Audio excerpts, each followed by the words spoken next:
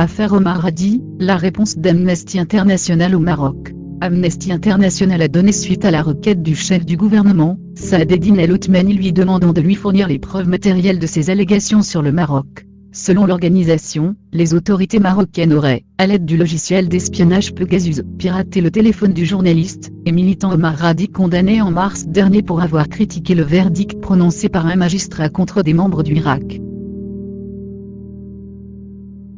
Amnesty International déclare avoir envoyé, vendredi, au gouvernement marocain une lettre confirmant les résultats de ses recherches et fournissant davantage de détails sur sa méthodologie de recherche, peut-on lire dans un communiqué publié sur le site de l'organisation, samedi. Les éléments de preuve d'Amnesty International ont été recueillis grâce à notre analyse technique de l'iPhone du journaliste marocain Omar Hadi, qui a révélé des traces d'attaques par injection de réseau.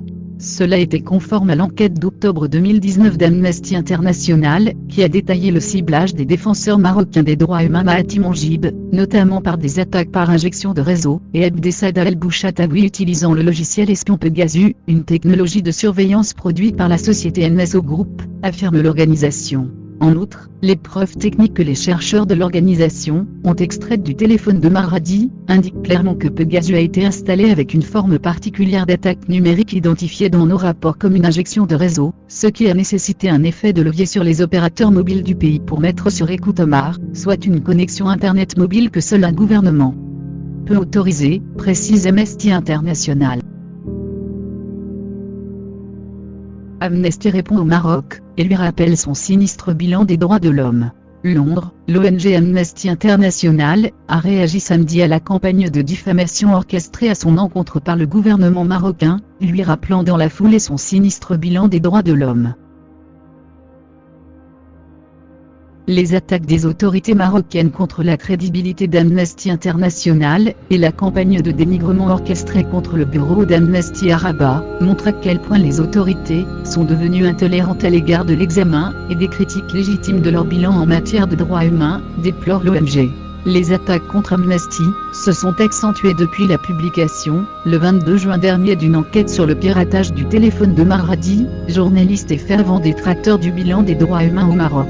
L'ONG a découvert que le téléphone de Omar Hadi avait été la cible de plusieurs attaques au moyen d'une nouvelle technique sophistiquée, permettant d'installer de façon invisible Pegasus, logiciel espion produit par la firme israélienne NSO Group. Les preuves techniques extraites du téléphone de Omar Hadi indiquent clairement que Pegasus a été installé avec une forme particulière d'attaque numérique identifiée comme une injection réseau, affirme l'ONG. Acculé au mur, le gouvernement marocain s'agit pour repousser ces accusations confirmées.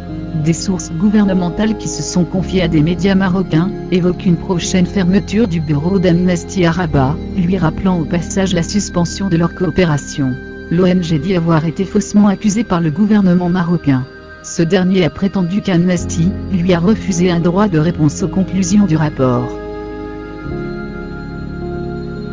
Obstruction aux activités d'Amnesty. Dans son communiqué, l'organisation révèle qu'elle a informé les autorités marocaines du contenu de l'enquête le 9 juin, soit 2 semaines avant sa publication, via une lettre officielle envoyée par email à 5 fonctionnaires du ministère des Droits de l'Homme. Dans la même lettre, Amnesty a invité le gouvernement à fournir des commentaires à inclure dans le rapport. Sa demande est restée lettre morte. Et rappelle dans la foulée que ce n'est pas la première fois que des efforts sont déployés pour saper le travail d'Amnesty au Maroc, soulignant que ces attaques coïncident avec une répression croissante dans le pays. Des dizaines de militants des droits de l'homme, de journalistes indépendants et de manifestants sont actuellement en prison, dénonce l'organisation avant de déplorer une obstruction aux activités de son bureau à Rabat.